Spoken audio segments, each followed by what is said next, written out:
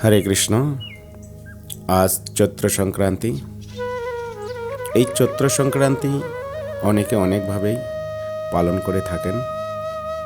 আজকে আমরা কিভাবে পালন করি সেটুকু আমি তুলে ধরার চেষ্টা করব। আমরা চৈত্র সংক্রান্তিতে অনেক প্রকার শাক, অনেক প্রকার ভাজা, আরও অনেক কিছুই নিয়মকানুন রয়েছে। তার মধ্যে যতটুকু করি সেটুকু আপনাদের সামনে তুলে ধরার চেষ্টা করছি। আর তৎসঙ্গে আমাদের এই বৈশাখ মাস কেশবব্রত, তুলসী জলধরা দান।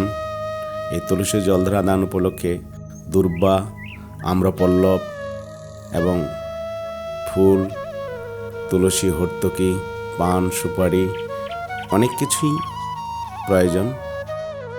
তো সেই তুলসী জলধরা দানের জন্য যে জল ধারা দেওয়া হয় সেটা অনেকে মাটির কলসিতে দেয়, কিন্তু আমরা আমাদের একটা প্রতি বছরের জন্য স্টিলের একটি ঘটি তৈরি করা রয়েছে।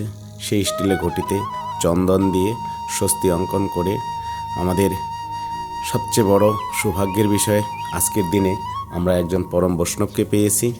সেই পূজ্যপাত ধীর কৃষ্ণ প্রভু, তিনি আকর মঠের শ্রী চৈতন্য মঠের ছিল ভক্তিপ্রজ্ঞান জ্যোতিকৃষ্ণ মহারাজের কৃপা প্রার্থী। তিনি দীর্ঘদিন ব্রজধামে অবস্থান করেন, সেখানে বর্তমান তিনি আছেন। বর্তমানে তিনি বৃন্দাবন রাধাকুণ্ডে সেখানে থাকেন, সেখানে ভজন করেন।